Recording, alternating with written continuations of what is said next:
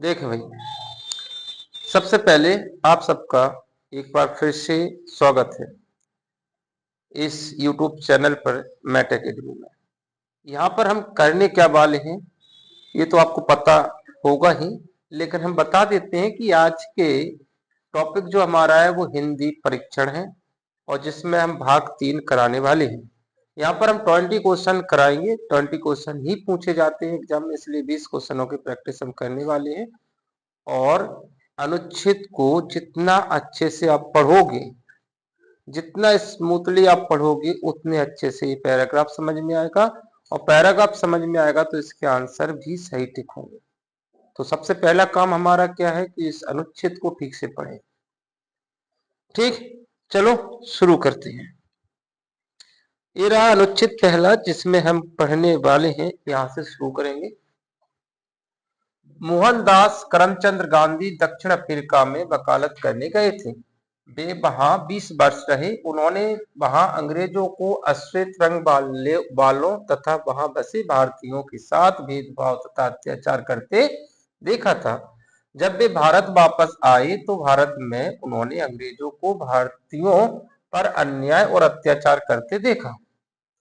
मतलब देखिए, वो अत्याचार जहां इंग्लैंड में, जहां पर वो हिंदू वहां पर रह रहे थे, कहां पर रह रहे थे, दक्षिण अफ्रीका में। वहां पर ये क्या कर रहे थे, हिंदुओं के साथ क्या कर रहे थे, दुर्व्यवहार कर रहे थे, अत्याचार कर रहे थे। इसके बाद देखिए, भारत में जब वो आए तो उन्होंने यही भारत में हाल देखा कि हमारे देश में भी ये अत्याचार कर रहे, मतलब हमारे देश में रह रहे और हमारे देश के लोगों को पर अत्याचार कर रहे। आगे देखते हैं क्या होगा। अंततः उन्होंने आजादी के आंदोलन में शामिल होने का निश्चय किया। उनकी पत्नी कस्तूरबा ने स्वतंत्रता संग्राम में अपूर्व योगदान दिया। गांधी जी ने भी जान लिया कि ये भारतीय समाज की बुराइयां दूर हुए बिना आजादी की लड़ाई मजबूती से नहीं लड़ी जा सकती। ठीक है, अतः उन्होंने समाज सुधार पर ध्यान दिया। समाज सुधार पर भी ध्यान दिया कि समाज में अगर सुधार नहीं होगा जब तक हम इस लड़ाई को जीत नहीं सकते। उन्होंने समाज में जाति पाति और छुआछूत निटाने लिखा है, यहाँ पे निपटाने होगा, मिटाने, हाँ, छुआछूत मिटाने की कोशिश की। पिछड़ी जातियों और औरतों को समाज में सम्मान दिलाने के लिए काम किया। वे सादगी से रहते थे। उन्होंने कांग्रेस के कार्यकर्ताओं को जनता की सेवा करने के लिए कहा। लोग प्यार से उन्हें महात्मा कहने लगे। ठीक है, लोग उन्हें क्या कहने लगे, प्यार से महात्मा कहने लगे। जल्दी ही वे स्वाधीनता आंदोलन के नेता बन गए। तो यहाँ पर इस पैराग्राफ को बड़े अच्छे ढंग से पढ़ा और उस ढंग से पढ़ने के बाद हमारे समझ में आ गया कि पैराग्राफ के आंसर भी हमें मिलने वाले हैं इसी से। चलो थोड़ा सा क्वेश्चन नंबर पहला देखते हैं। ये रहा आपके सामने क्वेश्चन नंबर पहला। मोहनदास करमचंद गांधी वकालत करने कहाँ गए थे? तो लंदन गए थे, दक्षिण अफ्रीका गए थे। तो देखिए, ये दक्षिण अफ्रीका का ऐसा लग रहा है कि हमने ऊपर पढ़ लिया है। ठीक है, वो कहाँ गए थे पढ़ने के लिए? मोहनदास करमचंद गांधी जी वकालत की पढ़ाई करने कहाँ गए थे? दक्षिण अफ्रीका में गए थे। जरा हम इसको गौर करें, ऊपर कहाँ लिखा है तो उसको भी देखते हैं, क्योंकि हम ऊपर देखेंगे और फिर बताएंगे। देखिए, मोहनदास करमचंद गांधी दक्षिण अफ्रीका में वकालत करने गए थे। कहाँ पे गए थे? दक्षिण अफ्रीका में। सही आंसर क्या हो जाएगा हमारा? दक्षिण अफ्रीका। तो पहले का आंसर हमारा मिल चुका है। पहले का आंसर जो है वो हमारा दूसरा है। पेन ले ले।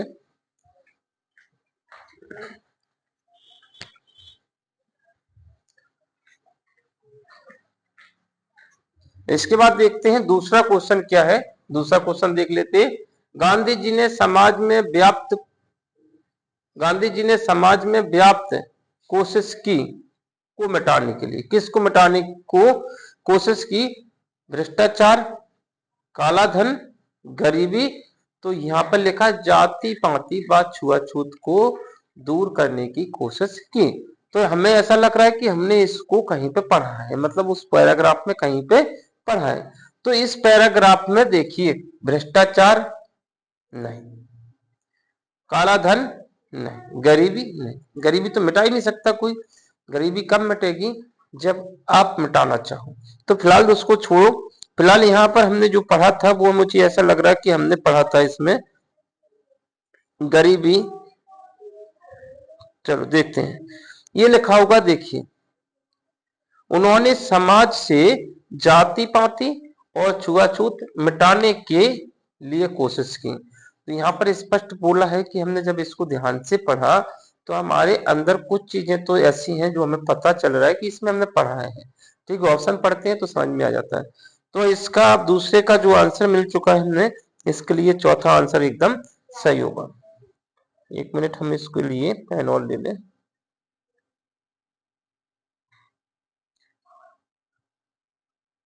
देखें, तो इसके लिए हमारा सही आंसर कौन सा होगा, चौथा आंसर एकदम सही होगा।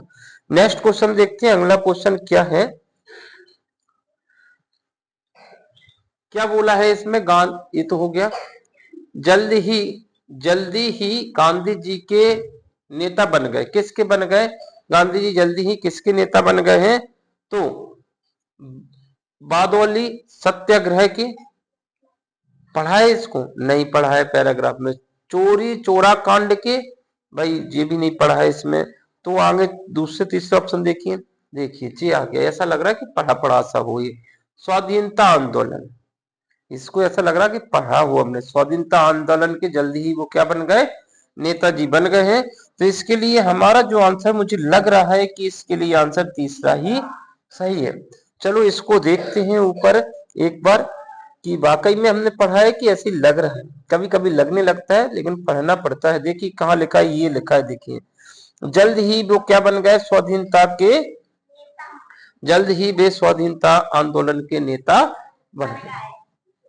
अब तो यकीन हो गया, चलो कि इसी से आंसर ढूंढना होता है, इससे अलग कुछ नहीं देखना होता है। नेक्स्ट क्वेश्चन, पांचवा क्वेश्चन देखते हैं इसका। अब देखिए ये इंपॉर्टेंट क्वेश्चन है, पत्नी का पर्यायवाची शब्द। ठीक है, पत्नी के पर्यायवाची शब्द क्या होगा, होगा शुरू। तो यहां पर पत्नी के हमने कई पर्यायवाची यहां पे लिख के रखे हैं। कई नाम तो आपने सुने होंगे, कई नामों का नाम भी नहीं सुना होगा, क्योंकि पर्यायवाची अगर याद है तो ही आंसर उसका टिक कर पाओगे, अन्यथा उसको सही नहीं कर पाएंगे। भार्या, कलत्र, दारा, ये सभी, तो ये सभी हो सकता है क्या। देखिए, अगर भार्या पढ़ा जाता है, दारा भी हमने देखा है, इसमें दारा भी है।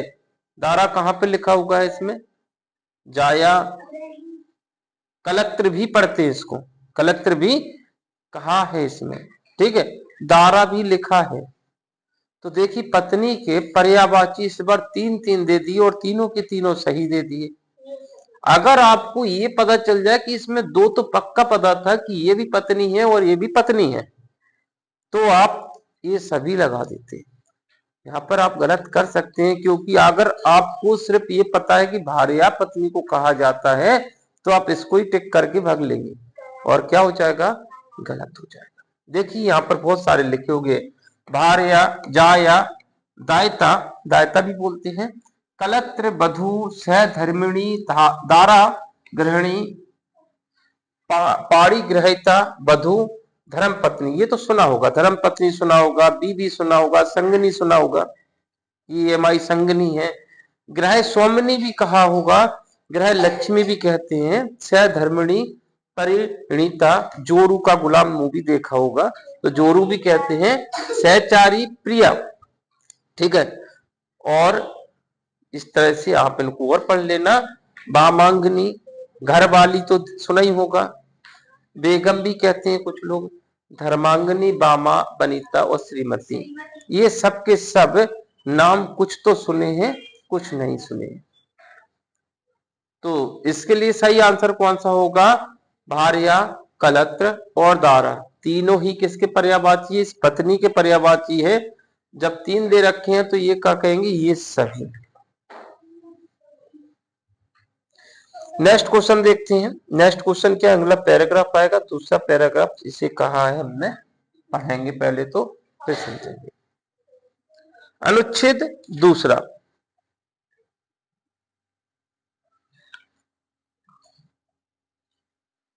गोरखपुर।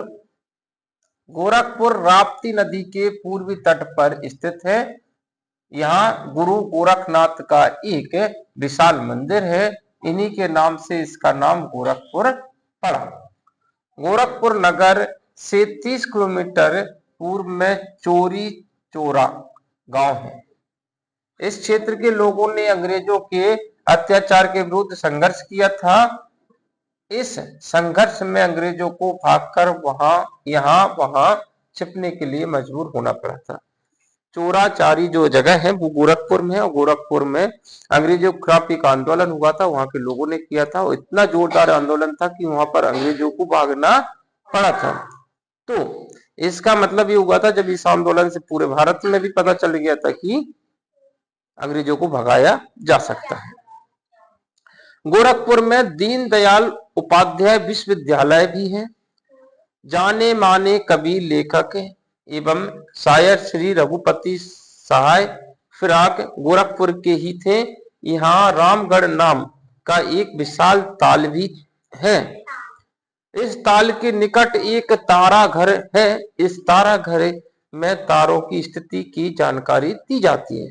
खगोल विज्ञान मतलब समझ सकते हो, तारों के बारे में जानकारी। तारा ग्रह है जहां पर लोग क्या करते हैं, तारा के बारे में जानकारी देते हैं।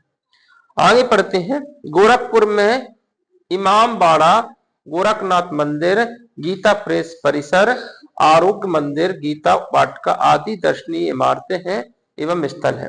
इमारतें और स्थल है। यहाँ मिट्टी की मूर्तियां और खिलौने, जिसे टेराकोटा कहते हैं। मिट्टी के खिलौनों को क्या कहते हैं, टेराकोटा। कभी कभी पूछ सकते हैं कि बताइए मिट्टी के खिलौनों को क्या कहते हैं, तो टेराकोटा। जो मिट्टी के खिलौने बने होते हैं उन्हें टेराकोटा कहते हैं। इसमें हो सकता है पूछ लिया हो। बनाने का काम होता था। गोरखपुर का सूती वस्त्र उद्योग प्रसिद्ध है। सूती वस्त्र उद्योग वहां का प्रसिद्ध है। यहाँ कई चीनी मिलें हैं। यहाँ पर उर्वरक का एक बड़ा कारखाना भी है। उर्वरक माने होता है खाद्य। जो गेहूं होते हैं, फसलें होती है, उसमें उर्वरक लगाते हैं यानी खाद देते हैं, तो फसल काफी जोरदारी से होती है। तो उर्वरक बनाने की बड़े कारखाना भी वहां पे था गोरखपुर में। यहाँ पूर्वोत्तर रेलवे का मंडल मुख्यालय भी है। तो यहाँ पर एक गोरखपुर का ये पैराग्राफ थे, इसमें काफी चीजें लिखा हुआ है। अब इसके क्वेश्चन पढ़ेंगे और आंसर निकालेंगे। देखिए पहला क्वेश्चन बड़ा भोला भाला दिख रहा है कि गोरखपुर स्थित है गंगा नदी के तट पर। भाई ऐसा तो हमने गंगा तो अभी तक नहीं देखा, गंगा का नाम ही नहीं सुना इस पैराग्राफ में। ठीक है, कभी और सुना होगा पर गंगा नदी का इस पैराग्राफ में जिक्र नहीं हुआ। यमुना नदी के तट पर, नहीं भाई इसको भी हमें ऐसा लग रहा है नहीं पढ़ा हूं। राप्ती नदी के तट पर, भाई बिल्कुल ऐसा लग रहा है कि हमने अभी अभी पढ़ा है। चलो देखते हैं, क्योंकि पहले क्वेश्चन का आंसर पहली लाइन में ही मिल जाता है। तो देखिए गोरखपुर राप्ती नदी के पूर्वी तट पर स्थित है। कहां पर पढ़ा था हमने, ये पढ़ा था हमने, देखो यहाँ पर पढ़ा था। जो गोरखपुर जो है राप्ती नदी के तट पर क्या है, स्थित है, पढ़ा था। तो हमारा आंसर भी कहां से मिला, इस पैराग्राफ से मिल चुका है। तो आंसर इसके लिए कौन सा ठीक होगा, दूसरा आंसर एकदम सही होगा। अगला क्वेश्चन देखते हैं। इसका अगला क्वेश्चन बोल रहे हैं गोरखपुर का नाम पड़ा। गोरखपुर का नाम पड़ा किसके नाम पर, गोरखनाथ की पहाड़ी के कारण नहीं भैया, गोरखनाथ मंदिर के कारण हो सकता है। ऐसा लग रहा है कि गोरखनाथ मंदिर की वजह से इसका नाम गोरखपुर पड़ा है। तो ऐसा लग रहा है कि हमने इसको भी पढ़ा है। गोरख झील नहीं, गोरख बाग के कारण नहीं। तो सारे जब जो पढ़ते हैं ना अटपटा सा लगता है कि इसको तो हमने अभी पढ़ा ही नहीं है, लेकिन ये तभी लगेगा जब आप इस पैराग्राफ को ठीक से पढ़ सकते हो। अब ऐसे नहीं है कि कभी इसको बोला और कभी इसको बोला, एक लय में पढ़ना पड़ता तब जाके इसको भी अच्छे से समझ पाते। देखिए अभी हम फिलहाल ये देख रहे थे कि गोरखपुर का नाम पड़ा, गोरख पुर में जो मंदिर था उसके वजह से। देखिए यहाँ पे लिखा हुआ है, यहाँ गुरु गोरखनाथ का एक बड़ा विशाल मंदिर है, एक विशाल मंदिर है। कौन सा नाम है उसका? गुरु गोरखनाथ का एक विशाल मंदिर है, इन्हीं के नाम पर इसका नाम जो है गोरखपुर पर। समझ में आ गया? तो गोरखपुर मंदिर के कारण उसका नाम गोरखपुर पड़ा। अगला क्वेश्चन देखते हैं, क्वेश्चन नंबर तीसरा, नहीं क्वेश्चन नंबर 8वें पे आ गया, तीसरा तो हो गया। गोरखपुर के जाने माने कवि और शायर का नाम था। भाई कवि शायर तो वहां पर थे, पर नाम भी था उनका दिया होगा। रघुवीर दयाल, रघुपति सहाय फिराक। मुझे ऐसा लग रहा है कि ये नाम लग रहा है रघुपति सहाय फिराक, ऐसा लग रहा है कि ये वाला नाम हमने पढ़ा हो। रघुनंदन प्रसाद रघुदत्त शाह, इसको भी ऐसा लग रहा है कि इसको भी पढ़ा हो।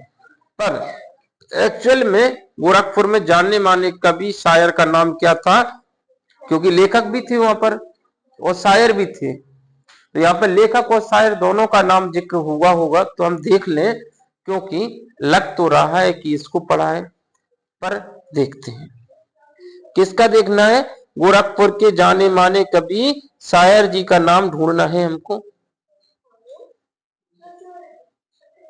ये रहा, देखो शायर श्री, कहां गए श्री? श्री अभी देखा था, श्री रघुपति सहाय फिराक गोरखपुर के थे। कौन थे ये? शायर। कौन थे? शायर थे। जाने माने कवि और लेखक एवं शायर, कवि भी थे, शायर भी थे, लेखक भी थे, जाने माने थे। तो शायर श्री रघुपति शाह फिराक गोरखपुर के ही थे। तो उन्होंने बोला कि गोरखपुर के जाने माने कवि का नाम यानी शायर का नाम क्या था? तो यहाँ पर दिख रहा है, मेंशन किया हुआ है। मेंशन क्या कहाँ किया है? ये रहा पूरा का पूरा लाइन जो कि यहाँ पर दिखाया गया है। तो इस पैराग्राफ को पढ़ने से आपको ये तो पता चलेगा, इतना कॉन्फिडेंस तो आ गया कि इसमें क्वेश्चन तो इसी में होते हैं, बस ढूंढने वाले हम होते हैं जो कि ढूंढ नहीं पाते। अब देखिए ताल आ गया, इसके बारे में भी हमने कुछ लिखा है नीचे, तो उसको भी देखेंगे। ताल का पर्यायवाची शब्द क्या होता है? लय, सुर, सरोवर या राग। तो ताल, जिससे हम ताल का अर्थ हथेली भी होता है, ताल का अर्थ जो होता है पानी का बड़ा कुंड भी होता है। ताल का अर्थ क्या होता है? हथेली भी होता है। ताल से ताल मिलाते चलो, ठीक है। तो पानी का बड़ा कुंड भी होता है। और ताल के पर्यायवाची ये लिखे हुए, तालब, पोखर, सरोवर, उत्सर। अब सर को जो है सुर मत पढ़ लेना। तो यहाँ पर क्या दे रखा है आपको? सरोवर। सरोवर जो कि किसका पर्यायवाची है? ताल का ही पर्यायवाची होता है। तो सही आंसर कौन सा हो जाएगा? तीसरा आंसर इसके लिए एकदम सही होगा, ताल का सरोवर। बाकी इनको भी याद कर लेना, ताल का अर्थ भी पूछ सकते थे वो, ताल का अर्थ भी पूछ सकते थे। वैसे तो आप पढ़ते पढ़ते याद हो गया होगा, लेकिन जब आपको पता चले कि ये पर्यायवाची, आपको जब जो पर्यायवाची मिले उस पर्यायवाची को जहां भी मिलता है उसे याद करते जाओ, ठीक है। चलो अगला देखते हैं। अब देखिए इसमें एक क्वेश्चन और आया है जिसका नाम क्या था? हमने बताया था उर्वर का अर्थ होगा। उर्वर क्या होता है? बंजर नहीं होता। खाद बोला था हमने, क्या होता है? खाद होता है। उर्वर का अर्थ जो होता है वो खाद होता है। हमने यहाँ पे लिख नहीं पाया, लेकिन याद रखना। उर्वर मीन्स क्या होता है? खाद होता है। जमीन नहीं होती, उद्योग भी नहीं होता। अब उद्योग लगा सकते हैं क्योंकि उसमें लिखा था कि उर्वर बनाने का उद्योग गोरखपुर में था, तो कई लोग इसको यहाँ पे लगा के गलती कर सकते हैं। लेकिन एक्चुअल में जिसको पता होगा कि उर्वर का अर्थ तो भाई खाद होता है, अर्थ पूछा है, फैक्ट्री नहीं पूछी उसकी। तो दूसरा आंसर एकदम सही है। अगला क्वेश्चन देखते हैं, क्वेश्चन नंबर, क्या पैराग्राफ ही आ गया अगला? तो छोटा सा पैराग्राफ, पैराग्राफ तीसरा अनुच्छेद देखते हैं। पहले अच्छे ढंग से पढ़ेंगे, उसके बाद आंसर ढूंढेंगे। देखते हैं। किसी राजा के पास अंजीर के पेड़ों का एक बगीचा था। उसे उसे फल इतने अच्छे लगते थे कि उसने निर्णय किया कि पेड़ों की चौकीदारी कराई जाए। उसने एक लंगड़े और एक अंधे को चौकीदार नियुक्त कर दिया। दूसरे दिन राजा ने देखा कि पेड़ों के पके फल गायब हैं, यानी फलों में पैर लग गए, भाग गए। रखवाली वाला बैठा रहा और पेड़ के फल गायब हो गए। तो उसने चौकीदार से पूछा, किसने पूछा होगा? राजा ने पूछा। उसने चौकीदार से पूछा कि चोरी किसने की है? उन्होंने जवाब दिया, हमें मालूम नहीं है। यद्यपि दोनों चौकीदार ने कहा था कि उन्होंने फल नहीं लिए हैं, फिर भी राजा ने शीघ्र ही पता लगा लिया कि अपने कंधों पर लंगड़े को ले गया था। अंधे ने अपने पैरों का इस्तेमाल किया और लंगड़े ने अपनी आंखों व हाथों का। इस तरह से अंजीर की चोरी की गई थी। दोनों चौकीदारों को कड़ी सजा दी गई। तो चौकीदारी पढ़ ली हमने, इसको राजा का अंजीर का बगीचा था उसके बारे में पढ़ लिया। अब इसके क्वेश्चन भी पढ़े कि राजा ने क्वेश्चन किस किस तरह के दिए। तो पहला क्वेश्चन आपके सामने है, राजा ने पेड़ों की चौकीदार कराने की सोची क्योंकि राजा ने ऐसा क्यों सोचा कि पेड़ों की, अंजीर के जो पेड़ हैं उनकी चौकीदारी कराई जाए। अब उसके विचार में क्या आया होगा यहां पर देखते हैं। कोई चोर अंजीर चुरा रहा था, ऐसा तो लिखा नहीं है उसमें। उसे खेद था कि वह अंधे और लंगड़े को कोई नौकरी दिलाना चाहता था।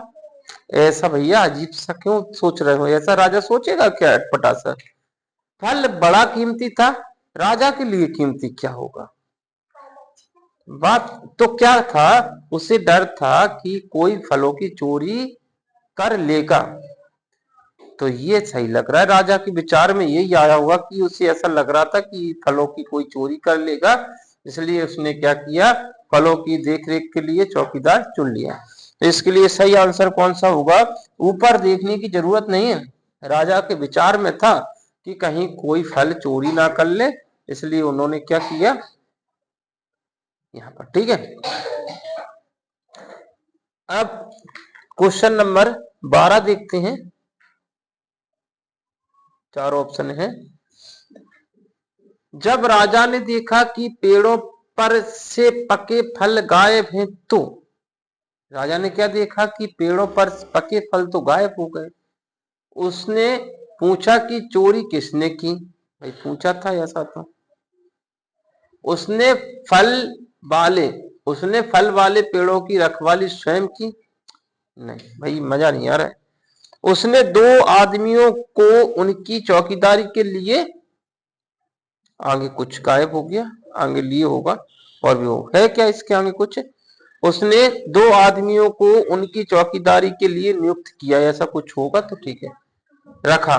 ठीक है, उसने दोनों को सजा दी। तो जब फल गायब हो गए तो उसने क्या कर दिया, दोनों को सजा दी। तो सही आंसर कौन सा होना चाहिए था इसका? अच्छा, इसमें ऐसा है क्या? यही होगा। जब राजा ने देखा कि पेड़ों से पके फल गायब हो गए तो उसने पूछा, सही है। तो उसने क्या पूछा कि चोरी किसने की? सही बात तो यही है, पहला ऑप्शन एकदम सही है। देखो यहाँ पर तो के बाद की लाइन इसमें मिल जाएगी आपको। जब पता चला उसे कि जो चौकीदार मतलब पेड़ के जो फल थे वो क्या हो गए, गायब हो गए, तो उसने क्या किया था, कहां पर है ये गायब हो गए, तो उसने चौकीदार से पूछा कि चोरी किसने की? तो ये था, चोरी किसने की ये पूछा था जब क्या हो गए, फल गायब हो गए। तो ये भी लाइन उसमें दे रखी है। तो सही आंसर कौन सा होगा इसके लिए? पहला आंसर एकदम सही है। अब देखिए, क्योंकि उसमें अंधे का भी जिक्र हुआ था, इसलिए देखो यहाँ पे गड़बड़ हो गई होती। यहाँ पर देखिए, अंधे और लंगड़े ने झूठ बोला क्योंकि। अब अंधे लंगड़े ने झूठ क्यों बोला? क्योंकि वे अच्छे चौकीदार ना थे, नहीं, ये तो कैसे नहीं हो सकता। अंधों और लंगड़ों ने झूठ बोला क्योंकि उसे ऐसा लग रहा होगा कि राजा हमें कभी पकड़ ही नहीं पाएगा। होशियार थे। दूसरा देखते, उन्होंने सोचा कि राजा को चोरी का पता नहीं चलेगा। यही सोचा होगा उन्होंने। उन्होंने क्या सोचा होगा कि राजा को इस बारे में पता नहीं चलेगा कि लंगड़ा कैसे चोरी करेगा, अंधा कैसे चोरी करेगा, ऐसा उसने दिमाग लगाया होगा। उन्होंने सोचा कि राजा कभी ना जान पाएगा। ये लो, इससे अच्छा और जी है। उन्होंने सोचा कि राजा कभी नहीं जान पाया कि उन्होंने किस प्रकार से अंजीर चुराए। तो इसके लिए सबसे सही आंसर तीसरा होगा। क्यों होगा? क्योंकि उसे ऐसा लग रहा था चोरों को कि वो राजा कभी इतना दिमाग नहीं लगा पाएगा कि हम चोरी किस तरह से किए, क्योंकि एक तो लंगड़ा था और एक था अंधा। अब लंगड़ा चल नहीं सकता, अंधा देख नहीं सकता, चोरी कैसे करे। पर राजा ने भी दिमाग लगाया कि भाई दोनों ने अपना अपना इस्तेमाल किया। लंगड़े ने, अंधे ने अपनी टांगों का इस्तेमाल किया, पैरों का इस्तेमाल किया, और लंगड़े ने अपनी आंखों का इस्तेमाल किया। जो लंगड़ा था वो अंधा नहीं था, जो अंधा था वो लंगड़ा नहीं था। तो गुत्थी सुलझ गई। राजा ने फट से उन्हें, मतलब चोरों के मन में यही आया कि राजा इस चीज को पकड़ नहीं पाया। सही आंसर इसके लिए, बिल्कुल सही आंसर चोरों के लिए ये था कि राजा कभी इस चीज को पकड़ नहीं पाया। अंधे और लंगड़ों झूठ क्यों बोले? इसके लिए चोरी है, अंधे और लंगड़े क्या है, चोरी करी उन्होंने सातरथी से। अगला क्वेश्चन देखते हैं। दिए गए अनुच्छेद का उपयुक्त शीर्षक हो सकता है दो चोर। नहीं, चोर के बारे में तो नहीं लिखा है। अंधा और लंगड़ा, राजा के फल, चौथा ऑप्शन सही है, अंजीर की चोरी। भाई जो कुछ भी हुआ है इस पैराग्राफ में अंजीर के पेड़ों को लेकर हुआ है, तो इसके लिए सबसे सही राजा के फल नहीं है, अंजीर की चोरी। अंजीर के फल राजा को पसंद थे और अंजीर के बारे में पैराग्राफ पूरा लिखा हुआ है। उसी की रखवाली के लिए उन्होंने क्या किए? चौकीदार नियुक्त किए। तो सबसे बेस्ट जो इसके लिए है वो अंजीर की चोरी ना हो। ठीक है, तो ये जो जब भी शीर्षक की बात आती है, जब भी शीर्षक की बात आती है तो ज्यादा दूर जाने की जरूरत नहीं होती। शुरू वाली लाइन को पढ़ते हैं तो 90% जो है उसका आंसर वहीं पर रहता है। स्टार्टिंग में ही पैराग्राफ जिसके बारे में लिखा होता है वो स्टार्टिंग से ही लिखा होता है, उसके बाद उसकी कहानी चलती रहती है।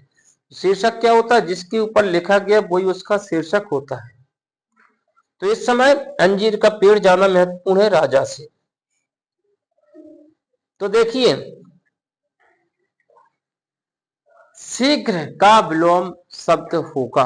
शीघ्र माने होता है तेजी करना, और विलोम पूछा यहाँ पर। शीघ्र का विलोम क्या होगा?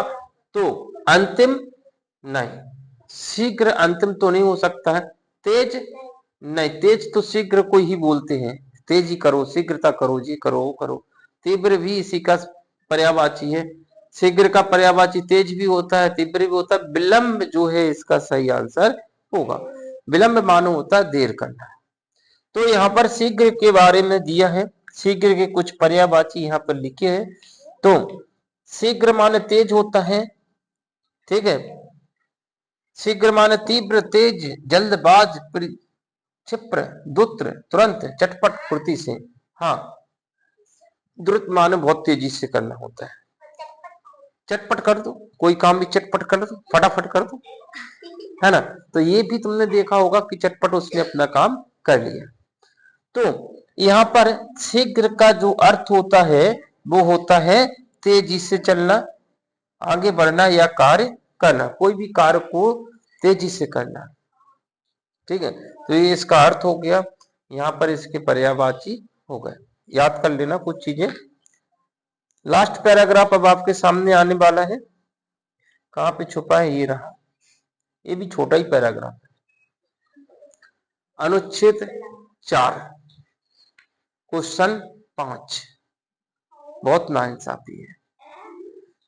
तो अनुच्छेद चौथा है और क्वेश्चन 5 है, बहुत नाइंसाफी भाई। इस अनुच्छेद तो 4 ही क्वेश्चन मिल सकते हैं, 5वां क्वेश्चन तो ना इंसाफी करेगा तुम्हारे साथ, खुद ही ढूंढना पड़ेगा। चलो देखते हैं कौन सा क्वेश्चन है इसमें ऐसा। सूरदास के पद गांव गांव में गाए जाते हैं। वह हिंदी के यशस्वी भक्त कवि थे। भगवान श्री कृष्ण की बाल लीला का जैसा भावपूर्ण चित्रण सूरदास ने किया है, वैसा विश्व साहित्य में अनन्य अनत्र मतलब कोई नहीं है, अनत्र दुर्लभ है। ब्रज भाषा की पूरी मिठास सूर के पदों में भर गई है। विद्वानों का मत है कि सूरदास का जन्म दिल्ली के निकट बल्लभगढ़ से लगभग 2 मील दूर सिही में हुआ था। लोगों का ऐसा मानना है। वह जाति के ब्राह्मण थे। किशोर अवस्था में ही विरक्त होकर वह मथुरा चले गए और बाद में आगरा मथुरा के बीच गांव घाट पर साधु के रूप में रहने लगे। उन्होंने अपना एक पद बनाकर स्वामी वल्लभाचार्य को सुनाया। उन्होंने एक पद लिखा, मतलब कोई चीज लिखी होगी और वल्लभाचार्य को सुनाया। इससे वह सूरदास से बहुत प्रभावित हो गए। उन्होंने सूरदास को अपना शिष्य बना लिया। ठीक है, अब ये पूरा सूरदास के ऊपर पैराग्राफ लिखा है। अब इसको देखते हैं क्या हो सकता है इसके क्वेश्चन के आंसर। 16वां क्वेश्चन, सूरदास के पद कहाँ गाए जाते हैं? सूरदास के पद गांव गांव में गाए जाते हैं। तो पहली लाइन का आंसर गांव गांव में हो जाएगा, यानी पहला आंसर सही होगा। जंगलों में बात नहीं हुई, शहरों में बात नहीं हुई, सभी जगह बात नहीं हुई, गांव गांव में गाए जाते हैं, इसकी बात हुई है। तो जैसे कि हमने कहा था कि चौथा पैराग्राफ है, चौथा पैराग्राफ में 4 क्वेश्चन तो इसमें मिलने चाहिए। 5वां नाइंसाफी होगा, देखेंगे ढूंढेंगे इसको। तो अब दूसरा क्वेश्चन देखते हैं।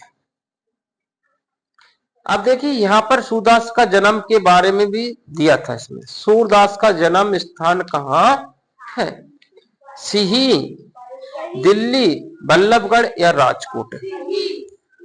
तो इसके लिए सिही एकदम सही आंसर होना चाहिए, क्योंकि देखिए यहां पर सूरदास जी का जन्म दिल्ली के निकट, दिल्ली में तो होगा नहीं, दिल्ली के निकट बल्लभगढ़ से लगभग 2 मील दूर सिही में हुआ था। कहां पे हुआ था? सिही में हुआ था। ना तो बल्लभगढ़ में होगा ना दिल्ली में होगा, लेकिन 2 मील दूर एक सिही गांव था, वहां पर उनका जन्म हुआ था। तो बड़ी अच्छी बात है कि सीधा साधा आंसर मिल गया, सिही। ठीक है, अब अगला क्वेश्चन देखेंगे। सूरदास जी जाति क्या थी? सूरदास जी की जाति क्या थी? तो वो ब्राह्मण की थी। इसी के आगे जस्ट हमने पढ़ा था, देखिए जन्म तो हुआ था और वे जाति के क्या थे, जो कि ये लिखा हुआ है। हुआ था सी में हुआ था, वह जाति के ब्राह्मण थे। तो ये भी क्वेश्चन का आंसर बड़े सीधे साधे मिल गया।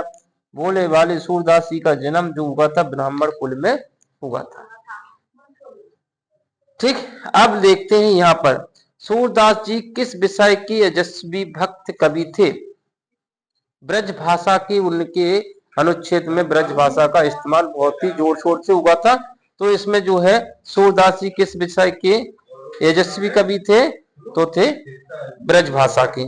देखें, अब देख लेते हैं, कहीं हम मिस्टेक तो नहीं कर रहे हैं, इसके लिए हम इसकी तसल्ली कर लेते हैं। देखें कहां पर लिखा था।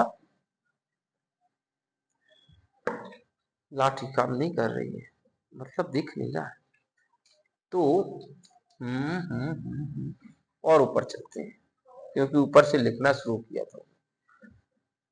वैसे विश्व के ब्रज भाषा पूरी तरह से, जो ब्रज भाषा की पूरी मिठास सूरदास के पदों में भरी गई है। तो यहाँ पर मिल चुका है हमारा आंसर।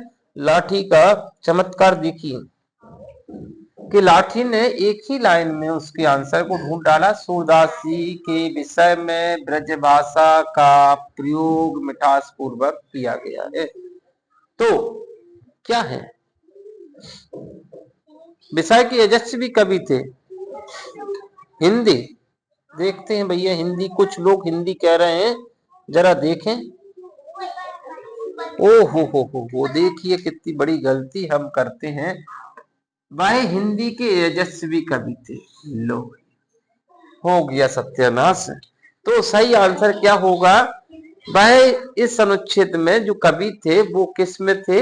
हिंदी भाषा के यशस्वी कवि थे। उन्होंने ब्रज भाषा का तो भरपूर प्रयोग किया है। अगर वो प्रयोग करने की बात करते तो इसमें प्रयोग कर लेते ब्रज भाषा का। फिलहाल सही है, बच्चे लोग भी सही हैं। और लास्ट क्वेश्चन देखते हैं। तो देखो, यशस्वी कवि थे वो किसके थे? हिंदी के थे। पहली लाइन में लिखा हुआ था, पर ये जो है लाठी हमेशा काम में नहीं आती। मत का पर्यायवाची, मत माने होता राय, हमारे विचार। मत माने क्या होता है? हमारी मति खराब हो गई है। मत जो होता है वो राय, धन, कथन, सलाह। तो मत मानिए, मेरी मत मानिए कि आप ऐसा मत करिए, राय बोल सकते हैं। चलो मत के और देखते हैं, कुछ पर्यायवाची लिखा है। भैया मत का पर्यायवाची नहीं लिखा, ये तो गड़बड़ कर दी हमने। खत्म कहानी है। तो मत माने क्या होता है? राय। सलाह अलग होती है, राय सलाह। हालांकि तुम्हें लग रहा है सलाह और राय, मेरी मत मतलब मेरी राय ही है। मत बोलते हैं हमारे राय को। इसके लिए सही आंसर कौन सा हो जाएगा? पहला आंसर सही होगा। क्या गलत हो गया?